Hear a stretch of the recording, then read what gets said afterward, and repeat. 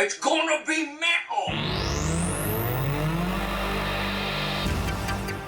I'm a bit of the Melda Marcos of the flip-flop world. Flip-flop is for me, is perfection. So sometimes I just stare at a flip-flop for hours. I'm not joking. I'm being serious, yeah? Yes, I do. Hello, everybody. I'm Todd. And I'm Owen. On this episode of Movie LaBuffs, we will be reviewing the movie Sound of Metal. Spinal Tap. So the Sound of Metal inspired you to do something. Oh, God. So why don't you tell us what that was? Well, you know, I was sitting around, I was watching it. It was that scene where he's shaving his head, and I was like, you know what? Fuck it, I'm doing it too. I started shaving my head with all the barbershops being closed and whatnot. How did that go? Not as well as I thought it was going to. So the old razor broke down about halfway, so I got a half-shaved head. You didn't use a razor? Well, no, I didn't use a razor, the electric clippers. Okay. I found an old pair of clippers. I thought they were going to work, but then that thing crapped out on me, so... So it just stopped working halfway through? Yep. So... Should I describe your hair, or... I mean, it pretty much speaks for itself, really. It's like the sides are completely buzzed. The top is still there. And the back... See the back? The back is still there, too. But it's weird that the back... There's no... So you kind of have a mullet, but your hair's not long enough. It's like a... It's kind of like a mohawk mullet. Yeah, it's kind of where it kind of... I tried to juice it up a little by... It's funny because it doesn't look that bad. It kind of looks like you were going for like a punk sort of style thing, but... Well, I mean, I was... But it does look like you did it yourself. Yeah. Oh, definitely. Well, that was the thing. As I was going, I was like... And then once the razor died, I was like... The hair clippers, I was like, are you fucking kidding me? So then I started using, like, scissors to keep cutting it. Like, because I was like, I can't just walk around with, like, you know... half my fucking salad fucking chopped off. So yeah, then I tried to fix it up, and I guess I'll never be a barber. I guess not. I learned something. But you're gonna get... I mean, I wasn't gonna do it, then I saw him do it in the movie, and I was like, you know what? Fuck it. I love how he inspired you to do it. I was like, I'm doing this too. Oh, it was getting too long, man, and it was getting hot out. It was not a good time. Oh, mine's crazy long, yeah. Yeah, who do you gotta fuck to get a fucking haircut in this city? Like, that's true. Is it Sound of Metal or The Sound of Metal? I've gone with Sound of Metal. It's not Secret Garden, it's The Secret Garden. Well, they did make it they could have done that, and they took it away for a reason. Just like his hearing was taken away.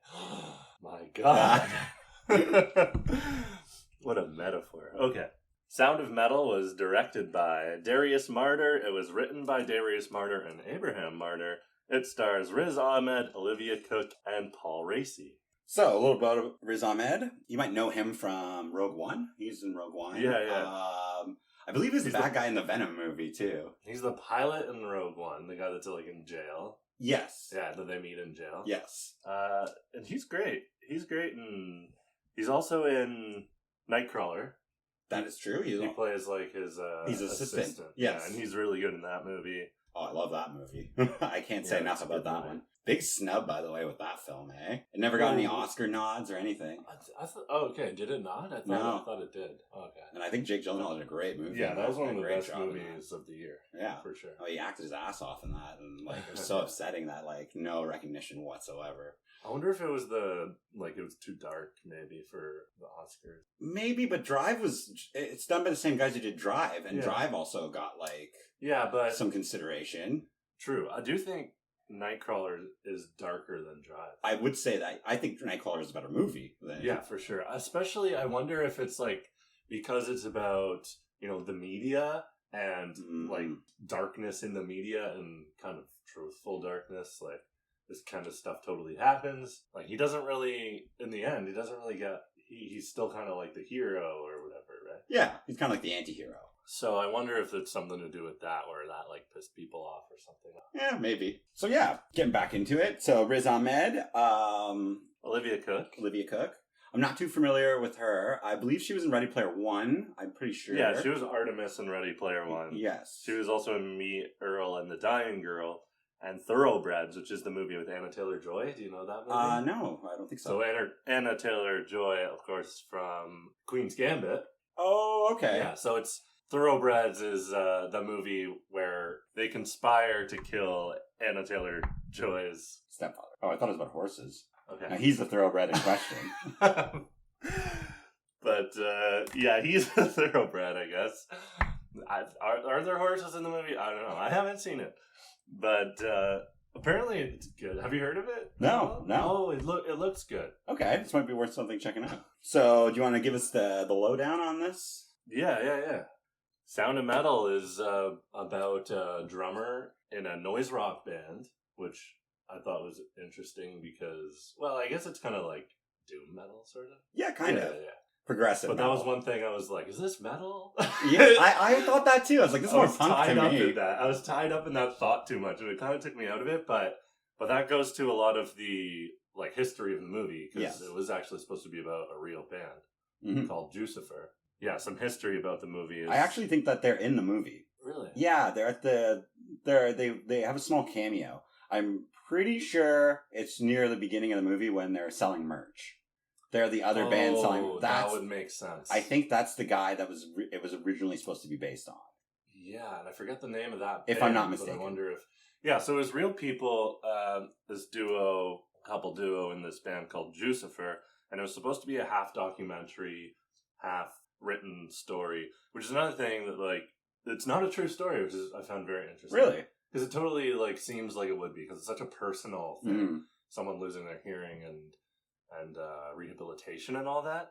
But yeah, it was supposed to be about this band called Jucifer, which is a sludge metal band it was going to be directed by Derek Cianfrance, who directed Place Beyond the Pines and Blue Valentine. Place Beyond the Pines was written by Darius Marder, who directed Sound of Metal, so he took the project over. But anyway, it's about this duo, a band, a couple, and this drummer that loses his hearing. But the kind of issue here, the twist thing, is that he suffers from addiction problems, especially like heroin problems, and he's 4 years sober. But something with this caliber of thing, losing your hearing, it can totally like be enough to make you relapse. Yeah, even after 4 years, right? So anyway, he agrees to go to a rehabilitation center for deaf people that suffer from addiction. Mm-hmm.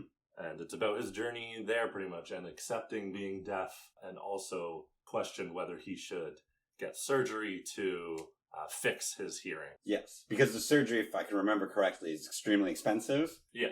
And obviously they're in a upstart band, and so they have no money. Yeah, I think it was $40,000 or something. Yeah, something like that. Expensive.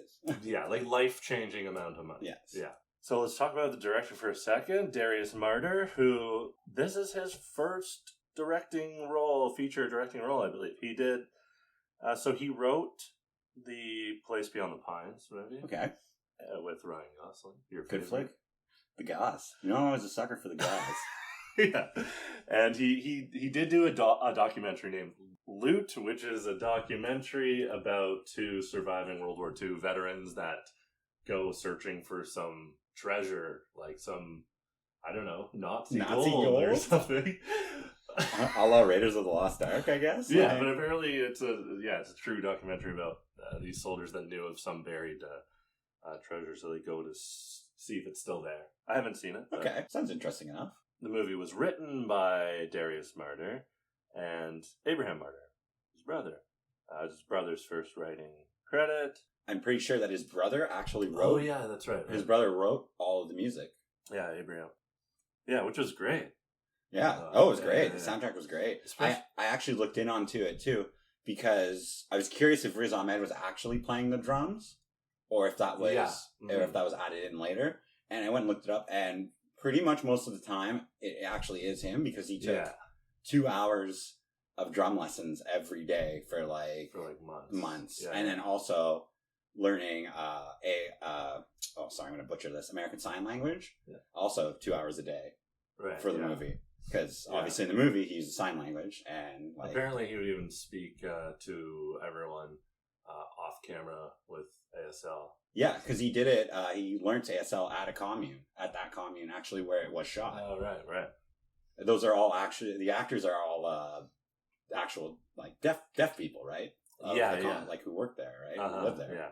Except for Paul Raci, who plays the, what do you call that? I guess he would be like the headmaster kind of thing. It's his commune. He runs it kind of thing. Like, so he's a TV actor. He has like, that like character actor. He plays like one episode roles in all of these random shows. I feel like I'd seen him in some stuff before. But he is a child of deaf parents. Oh. So, yeah, and he did an amazing job in this movie. Yeah, it was great. To say, yeah. He was one of my favorite parts. But yeah, so he has that person. So there's a lot of people with personal connections to this movie.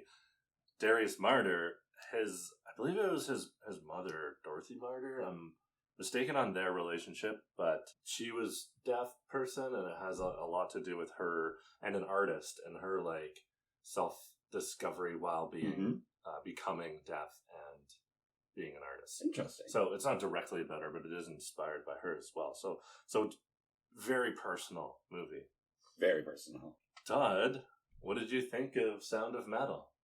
I thought it was great. I think it was more than great. I think it was amazing. I haven't seen a movie like this in a really long time.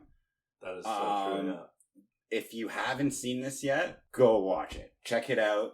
I've seen a handful of the Oscar movies this year, and this one to me stands out as the front runner. I have a few more to check out still, but currently this is one of the best movies I've seen this year.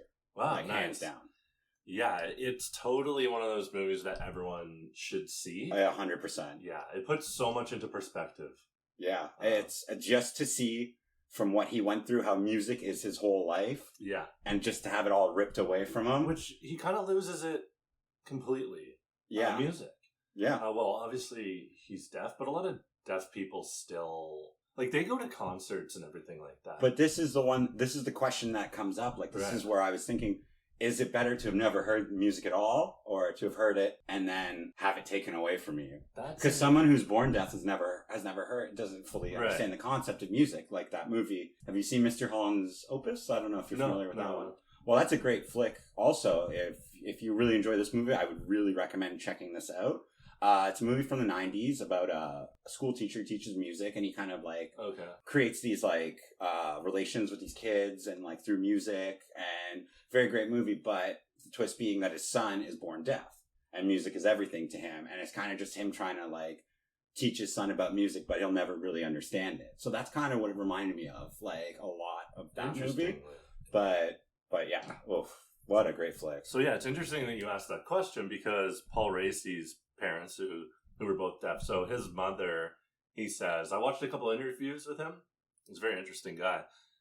He actually has a metal band that does ASL, so he's the vocalist and he does sign language to the audience. That's cool. So it's a metal band for a deaf audience. Yeah, because his sign language was like on point. Oh yeah, he's done it his whole life. Yeah. But what's interesting about him, and the question you asked, is that his mother lost her hearing when he can remember, when he was a boy, but his father has always been deaf. So both his parents are deaf. It's not just his mom. Yeah. I didn't know. Okay. So the interesting thing is that he said that his mom is a huge music fan. Has been deaf now for over 40 years probably. Yeah, something like that. But her favorite band is the Beatles, and she still like will go to concerts with him and all that kind of stuff. But his dad, who's born deaf, has never cared for music at all. So to answer your question, whether it's better to be born or to never have heard music, I don't know. I don't know. It's tricky, right? It's a tough one. But that's kind of what this movie is about. It's not just music that you lose, right? That's just one of the That's things. just one aspect of the Obviously, million other things. That's his whole life, but hearing is everyone's whole life, right? Like there's so many things that would be drastically different. Even to the point he stops almost even thinking about music for a long time. Yeah, it kind of goes. He's only worried about like regaining his hearing. Yeah. But he also kind of like becomes more involved in the commune, and you know, you can kind of see that's the part I really love the most, was just seeing him interact with the kids and realizing, like, and kind of slowly learning sign language. And when he's like racing that one guy to doing the alphabet. Yeah. One of my favorite moments, which ties into him drumming, is when he's in like his darkest moment. Just he's not comfortable with being deaf yet, but he's trying to learn with the kids, and he leaves to go like hang out in the park and have a smoke instead of listening to the lesson. And one of the kids is with him there. And they're on the slide, and he starts like banging on the slide, and you see the kid who's this 10-year-old boy who's deaf with his ear against the slide because you can feel the vibration. Yeah, and it's this amazing moment between them where they're in a way hearing, and like they're hearing together. They're both enjoying the music. They're enjoying the rhythm, and it's like, it's awesome. Yeah, I teared up a little during that. Oh. This one got me in a way. Like it has everything you could ask for. Yeah.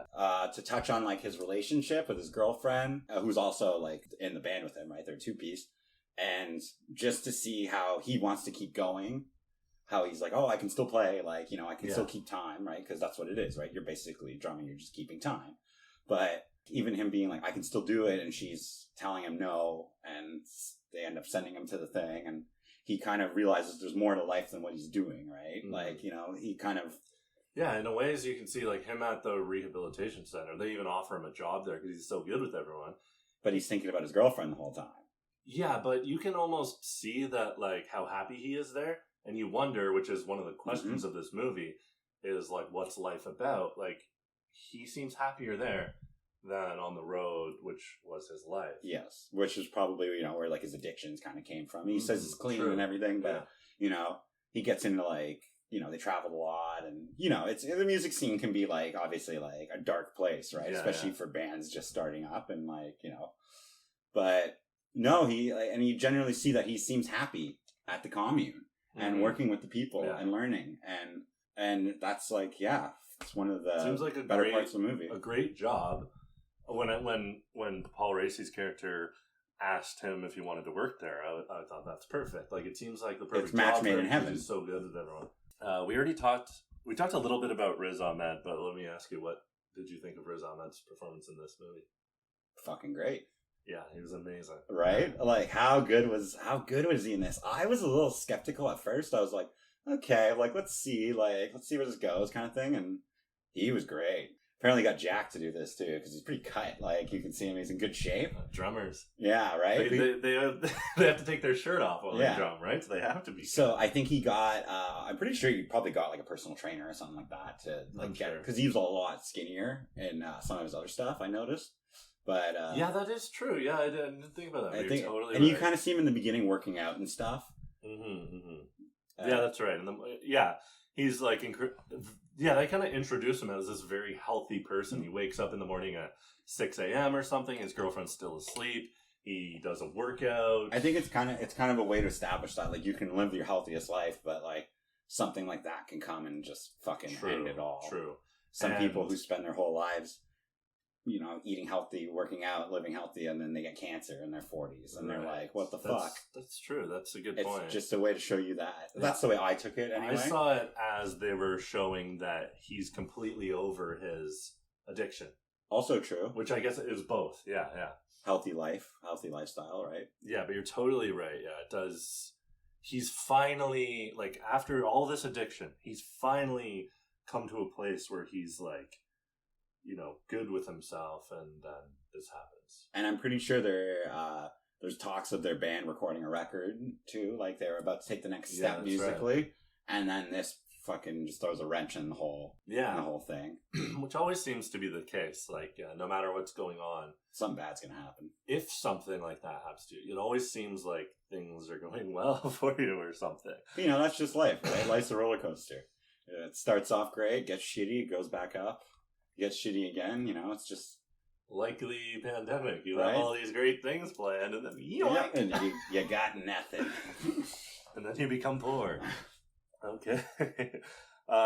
So Olivia Cooke plays his girlfriend, the vocalist and guitar player of the band, this two-piece, which, by the way, I want to mention, I loved the music that they were making for this band. I did too. Backgammon. I even looked it up to see if it was a real band. It's not.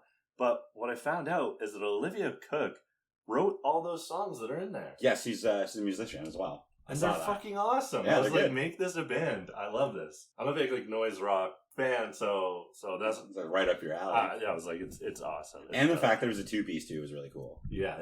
You didn't Always really love a 2-piece. Yeah, and it was really cool because it was cool that it was a 2-piece because you didn't have to add in that third member, right?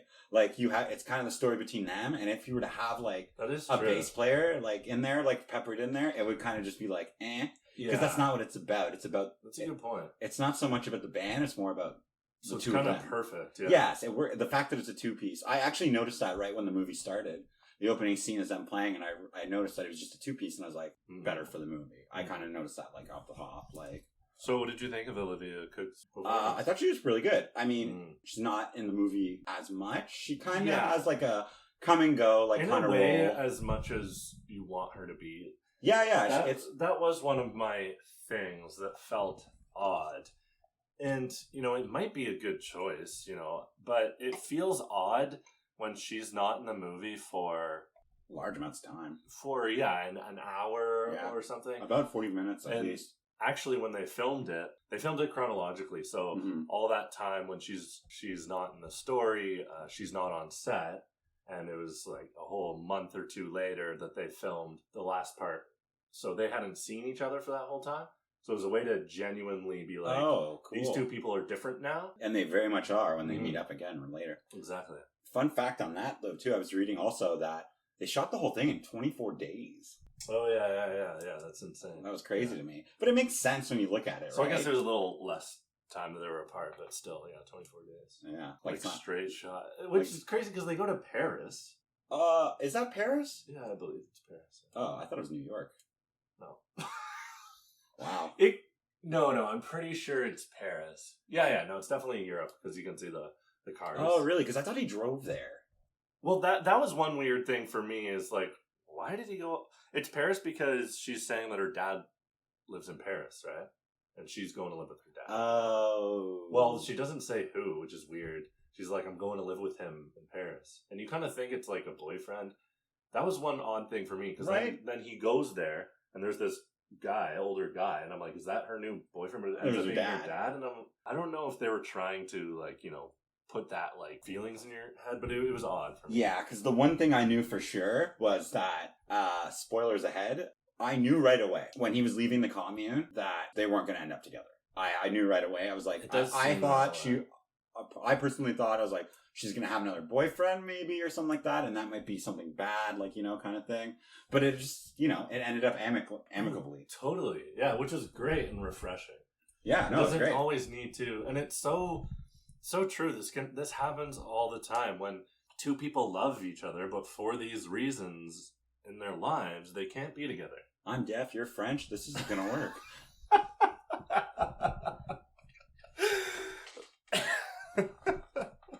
But yeah, it ended perfectly. And that was a great moment too when they're in bed together and they're the first time seeing each other in so long, and they're trying to make love, and it just never happens. But he keeps saying it's okay, it's okay, it's okay, because he knows it's over without even saying it. He's saying it's okay that we can't be together. I know that this is hard for you, but it's okay because I'm in a good place myself. Because when she comes back and he sees her for the first time, and she's like proper, right? She's like, she doesn't have like her eyebrows dyed and like her hair is like, that's true, and she's dressed like, she's become like, she's dressed like a Parisian. A Parisian, yes. And it's kind of like when he says that to her, he's like, oh, I didn't know you spoke French, like kind of thing. It's kind of to say like, this is your life, like this is where you should be, and it's I'm gonna go. Because her dad says that thing, he's like, I'm so happy to have her back after her mom killed herself. I believe they touch on that. Yeah, so it's kind of like, he even says like, I felt like you took her away from me, but now I've forgiven you.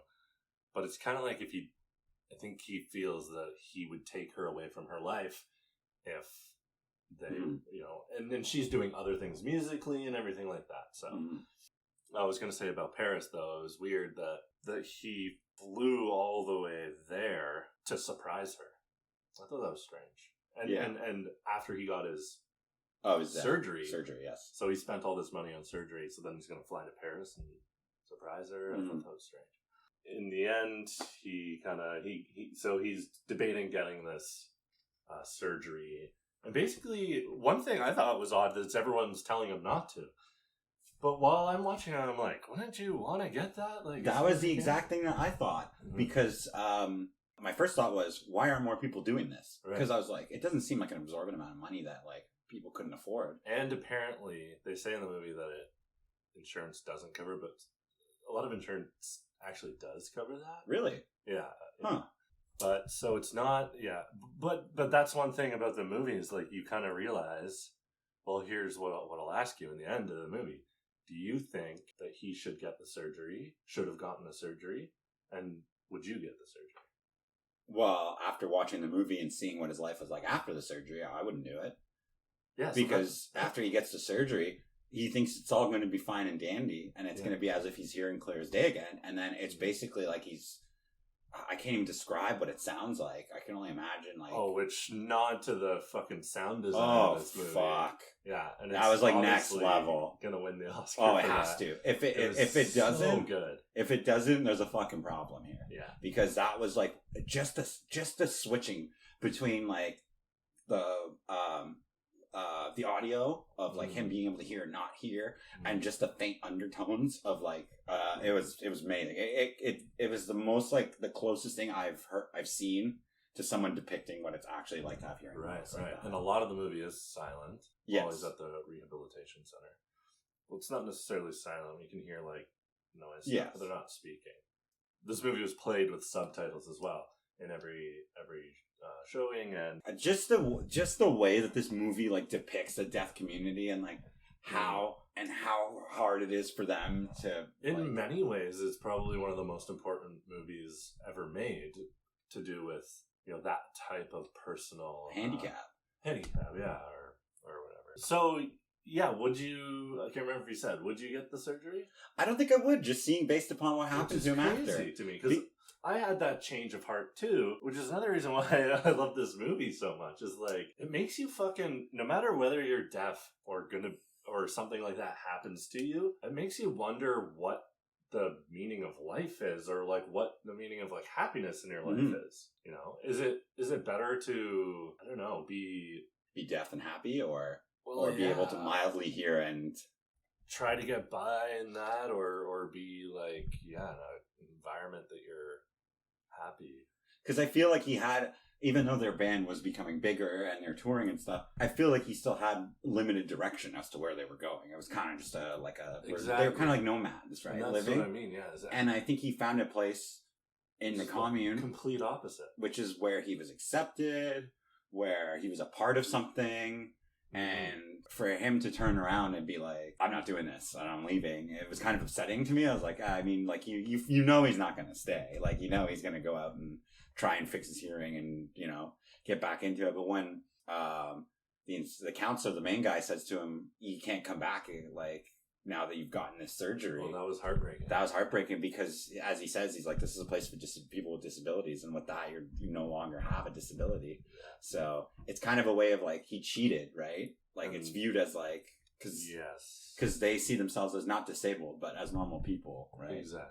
And Paul Raci, in that moment, he was like crying because he loved Riz Ahmed's character so much. Like, because this guy was great in the commune, and now he's made the decision to all of those people that are in the commune. He's basically left their lives and said that being deaf is a disability to them directly. And Paul Raci was like crying, and it was like intense, man. It was one of the better scenes in the movie. Like, I hope he gets like so many great roles after this because he was great. He was awesome.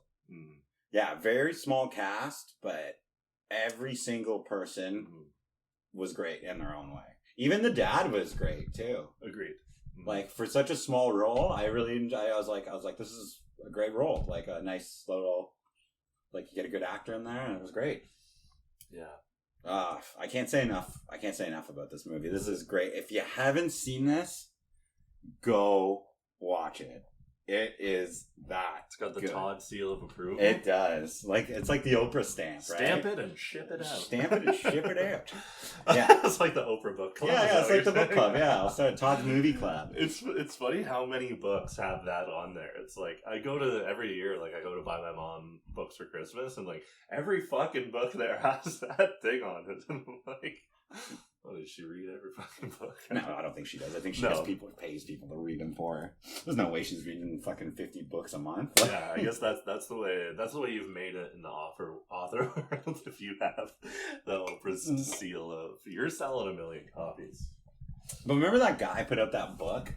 It was like the million little pieces or whatever. I can't remember. That's it. And it was all Million bullshit. Pieces. Yeah, Yeah, it was about him being a drug addict. Yeah, and then she was so mad about it. Yeah, because she got duped though. That's like. Yeah, but who cares? Like, Yeah, who cares? People make shit up all so the time. what? I know, and they had a huge. Actually, there was a huge lawsuit about it, and he won because the question was in a memoir, how much can you really remember? How much it can be totally accurate? And how can you write it in a way that's completely accurate? You cannot. Because I feel like you could just be like, that's not the way I remember it. Like, So I believe they made like the rules in writing memoirs is that you don't have to have truth in them.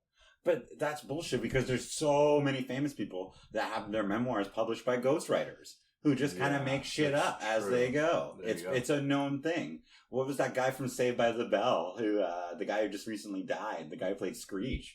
He posted he posted a memoir like an autobiography, and it was all bullshit. It was all about the actors and like the other actors of the cast and stuff, and he got he's dead now, but rest in peace, but he got fucking true nailed to the cross for that shit. But I remember I saw this recently in an interview with, can't remember the basketball player. It's Steve something. Steve Nash? Kiwi guy? Oh no, definitely not Steve Nash. No. You don't know? I don't remember.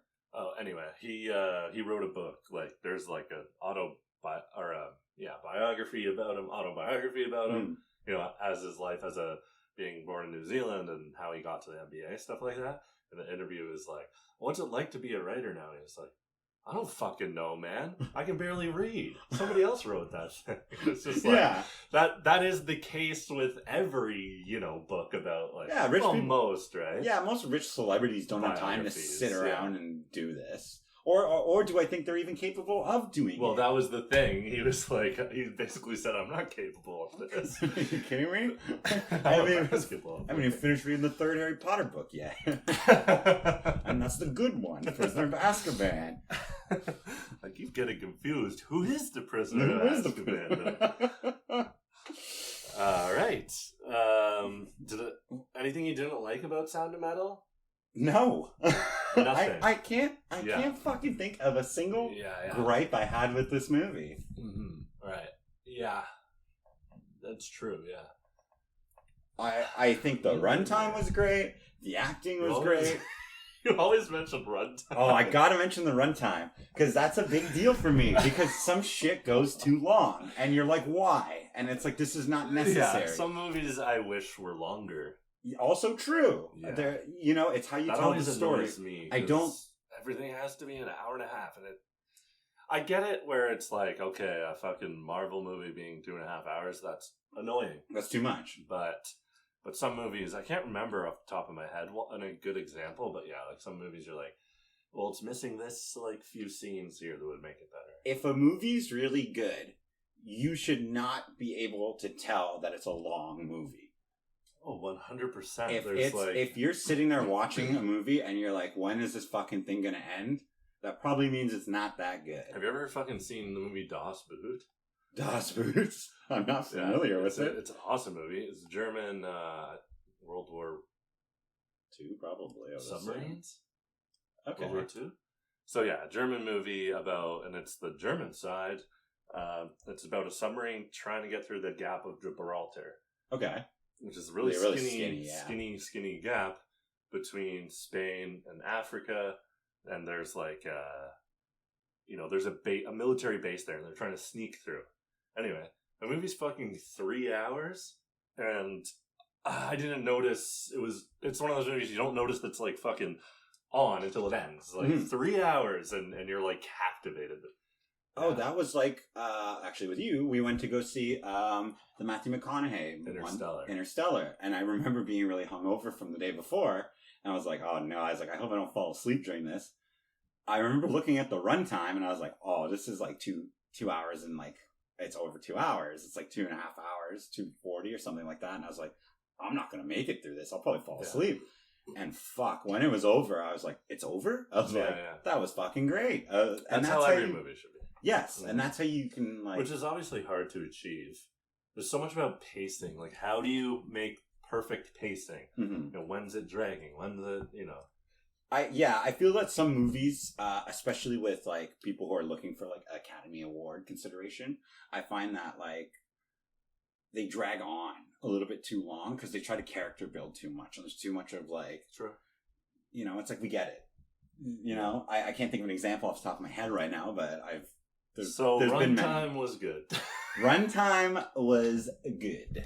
It was a 2-hour movie. It felt like an hour. It was 2 hours. That was a 2-hour movie. Okay, there you go. So that's the point we're saying. Yeah. I was going to say hour and a half. So it felt shorter. And you always feel 2 hours. And you know what? Generally. Yes. Yeah. And when it finished, I was like, I could have watched more of that. Like, you know, but you know what? No, it was actually perfect. It was right on. Yeah. All right. Awesome. Yeah, I loved it too. And again, just what do you think? Or should we wait because we're going to do Oscar predictions? I was going to ask what you. Well, I've already given my 2 cents on it. Like, I've only seen like a handful of the Oscars so far. Yeah. But once we obviously do you think? So Riz Ahmed, Olivia Cooke, and Paul Raci are all up for Oscar. Oh, Paul Raci's up for Best Supporting? I believe so. Oh, okay, good. Yeah. So, and Olivia Cooke, Best Supporting. So, do you think any of them are worthy of the Oscar? Riz Ahmed is. Olivia Cooke, Paul Raci is. Paul Raci also for Best Supporting. I would give him that. Did an amazing job. She's not in it enough. That's what I was going to say. That's the issue here. I think not in it enough. It is, I think, supporting. Raci would be. He would be supporting actor. Yeah, I wonder if Olivia Cooke is, because she is a main role. Well, there's no other actresses in there, really. If it's for Best Actress, then no. If it's for supporting, maybe. Yeah, I would give it supporting. I wouldn't give it Best because also I have a few more to check out. Script is great. Yeah, so I would. This is probably going to get the Oscar for script. I think so too. I think so. I wonder if it's going to be adapted. Probably not. There's a couple movies that I'm scared might challenge it for script, just solely based upon nostalgia values. And you know what? We're going to get into that one soon anyway. Let's stop talking about the fucking Oscars. All right, so we can wrap this baby up. All right, we'll wrap it up and put the Oprah stamp of approval. Todd's seal of approval on it. Every VHS will have it. Todd, I forgot to say, did you look under your seat? Oh my god. It's a brand new car! A Yaris. I'm taking this back.